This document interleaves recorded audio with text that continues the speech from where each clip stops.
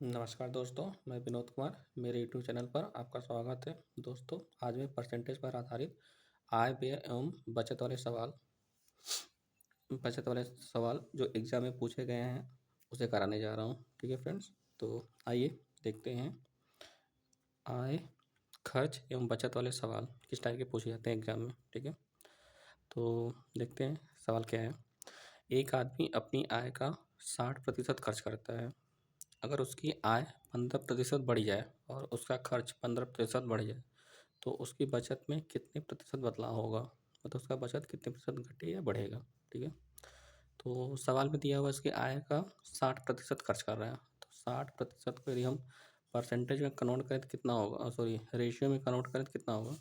60% मतलब 60/100, मतलब 20×60 20×5 मतलब 3/5। ठीक है, तो ये जो नीचे वाला होता है, ये हमारा आय को दिखाता है। इतनी वो 5 यूनिट उसकी आय है, तो 3 यूनिट वो खर्च कर दे रहा है। ठीक है, तो उसकी बचत कितनी होगी?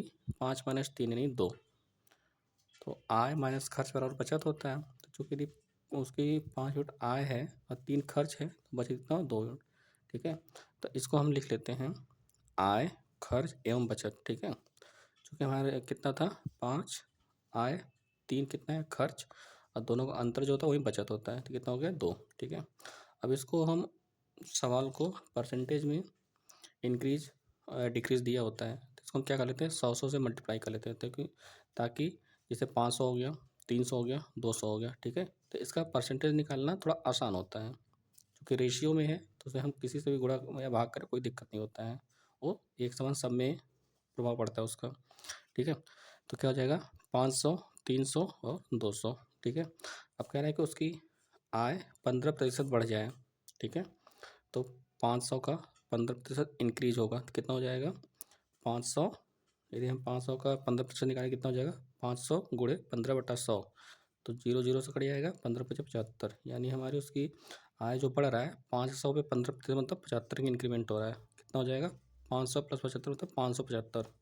उसी तरह खर्च कितना बढ़ रहा है? खर्च भी हमारा 15% बढ़ रहा है। ठीक है, तो 300 का 15% कैसे निकालेंगे? 300 गुणे 15/100। ठीक है, 0 0 से कट जाएगा। 15×3 = 45। ठीक, तो हमारा ये कितना हो जाएगा? खर्च जो 300 था, अब 45 बढ़ के कितना हो जाएगा? 345। ठीक है, तो हम देख रहे हैं कि आय हमारी 575 है, खर्च हमारा 345 है, तो बचत कितना हो जाएगा? इसमें से हम घटा देंगे, तो 575 माइनस 345 कितना हो जाएगा? 0 3 2।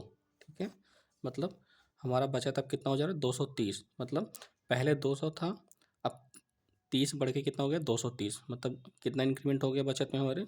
30 का। ठीक है, तो हमसे क्या पूछ रहा है कि उसकी बचत में कितने प्रतिशत बदलाव होगा। ठीक है, तो बचत में प्रतिशत वृद्धि कितना हो जाएगा?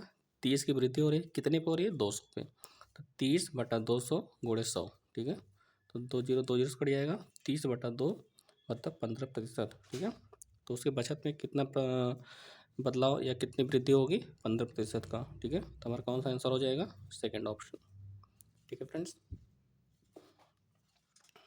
आइए अगला सवाल देखते हैं। अगला सवाल क्या कह रहा है कि एक आदमी अपनी आय का 75% खर्च करता है। अगर उसकी आय में 20 उसके अंदर अगर उसकी आय 20% बढ़ जाए और खर्च 10% बढ़ जाए, तो फिर बचत पर क्या फ़र्क पड़ेगा?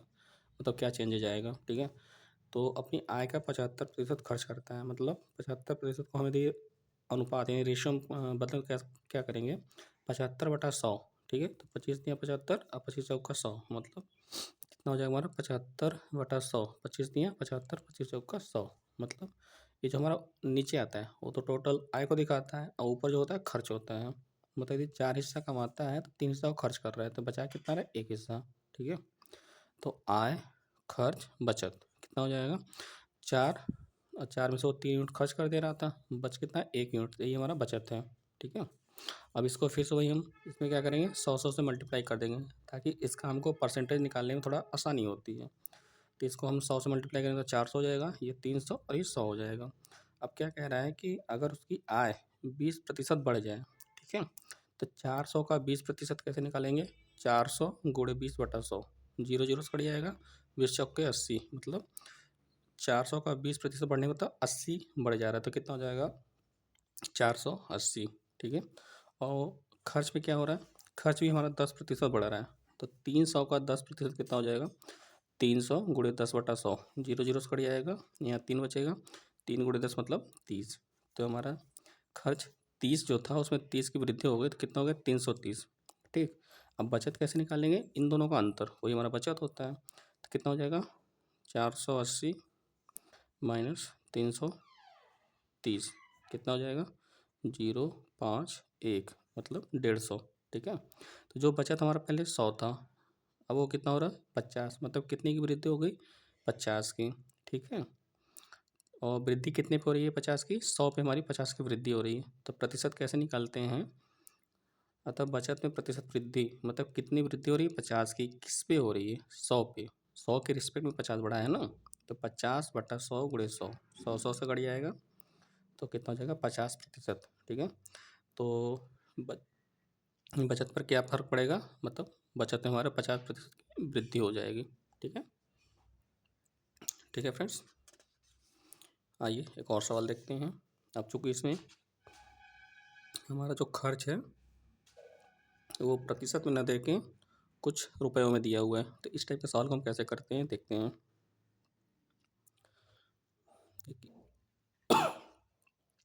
एक आदमी 8,550 रुपये की अपनी आय में से 5,700 रुपये खर्च करता है। अगर उसकी आय 19% बढ़ जाए और खर्च 13% बढ़ जाए तो बचत पर कितने प्रतिशत बदलाव होगा, ठीक है। अब चूंकि हमें दिया है आय दिया हुआ है 8,550 और खर्च दिया हुआ है 5,700, इसमें हम रेशियो निकाल लेते हैं, क्योंकि रेशियो निकालने में हम सब 100 से मल्टीप्लाई करते हैं तो हमें सॉल्व करने में आसानी होती है। तो 8,550 5,700, ठीक है, एक जीरो से कट जाएगा, 5 एकम 5, 5 सतह 35, फिर 5 एकम 5, ठीक। यहाँ क्या हो जाएगा 5 एकम 5, 5 एकम 5, 5 चौका 20, मतलब 171, रेशियो 114। हम देख रहे हैं 171, हमें 19 का टेबल याद हो तो 19 नवा 171 होता है और 19 छक्का 114 होता है, मतलब जब 19 से काटते हैं तो 9:6 का रेशियो मिल जाएगा, फिर 3 त्रिक का 9, 3 दूना 6, मतलब हमारा जो फाइनल रेशियो मिल जा रहा है वो कितना 3 और 2, मतलब यदि हमारा आय 3 यूनिट है और खर्च 2 यूनिट है, ठीक है, तो बचत कितना 1 यूनिट होगा, तो ये हमने लिख दिया है आय खर्च बचत 3 2 1, क्योंकि जो हमारी आय होती है हमेशा खर्च और बचत का टोटल होता है, 2 1 3, ठीक है। अब इसको हम 100 से गुणा करेंगे, कितना हो जाएगा 300, इसमें 100 से करेंगे 200, इसमें करेंगे 100, ठीक। अब सवाल क्या कह रहा है कि अगर उसकी आय में 19% बढ़ जाए, आय उसकी 19% बढ़ जाए, ठीक है, तो 300 का 19% कितना हो जाएगा 300 गुणे 19/100, ठीक है, जीरो जीरो से कट जाएगा, 19×3 = 57, कितने की वृद्धि हो रही है 57 की, कितना हो जाएगा 357, ठीक। और 200 में जो उसका खर्च है वो कितना बढ़ा है 13%, ठीक है, तो 200 का 13% वृद्धि कितना हो जाएगा 200 गुणे 13/100, ये हमारा जीरो जीरो से कट जाएगा, 13 दूना 26, मतलब खर्च में 26 की वृद्धि हो रही है, ठीक है, तो कितना हो जाएगा 226। अब फिर से वही बचत कैसे निकालेंगे हम, 357 माइनस 226,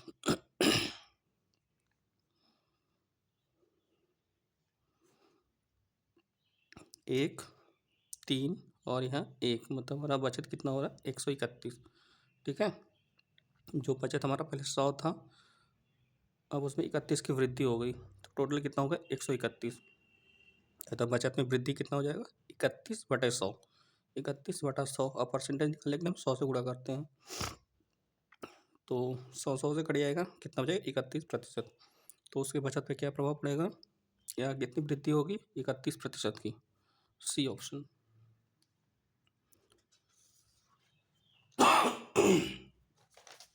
अगला सवाल देखते हैं।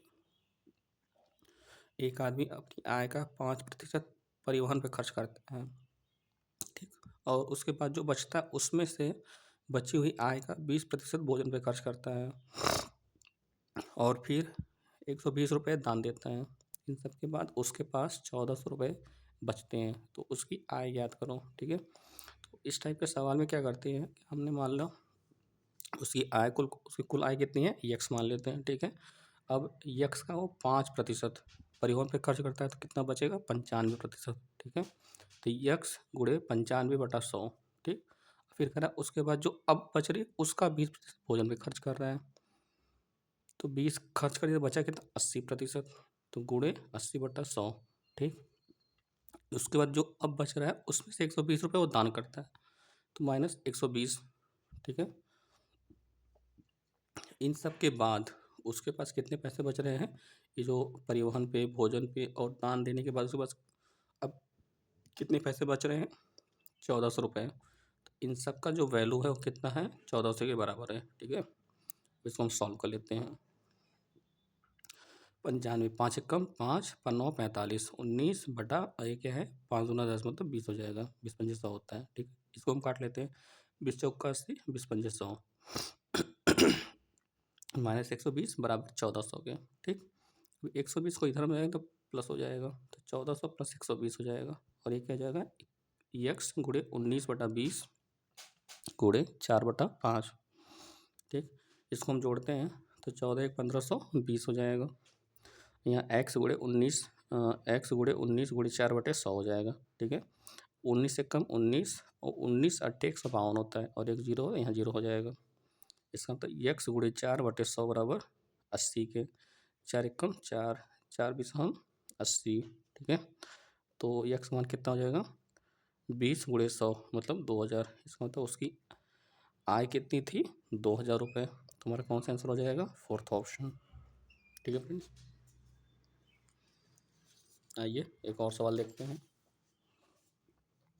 एक आदमी अपनी आय का 50% घर की चीज़ों पर खर्च करता है, ठीक। और बची हुई आय में से 50% परिवहन पर, 25% मनोरंजन पर, 10% खेल पर, और इन सब के बाद उसके पास 900 रुपये बचता है। तो उस आदमी की मासिक आय ज्ञात करो।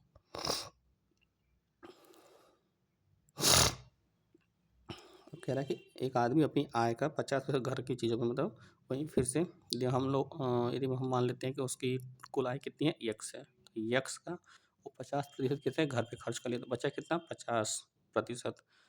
तो 50 यक्स गुणे 50/100, ठीक है। और फिर उसके बाद जो हमारा 50% बच रहा है, अब उस पे वो अलग अलग क्या करें, 50% परिवहन पे, 25% मनोरंजन पे, और 10% खेल पर, मतलब जो बचा हुआ 50 था उसका इतना।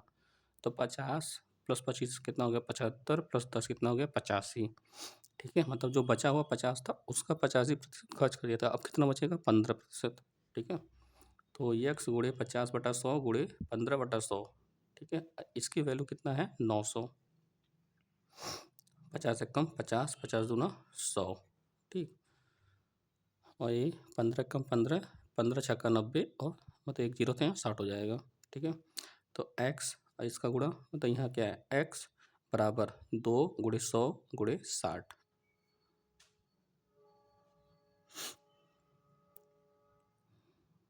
ठीक। कितना हो जाएगा, 6 दूना 12 और 3 जीरो मतलब 12,000, ठीक है। तो उस आदमी की मासिक आय कितना थी, 12,000 रुपये, ठीक है फ्रेंड्स। तो दोस्तों वीडियो कैसा लगा कमेंट करके ज़रूर बताएं, ताकि अगले वीडियो में उसमें सुधार किया जा सके। और आपका कोई भी डाउट हो तो कमेंट के माध्यम से बताएं। दोस्तों वीडियो को लाइक शेयर एंड चैनल को सब्सक्राइब करके बेल आइकन पर क्लिक करें, ताकि कोई भी नोटिफिकेशन हो आप तक सबसे पहले पहुँचे। धन्यवाद।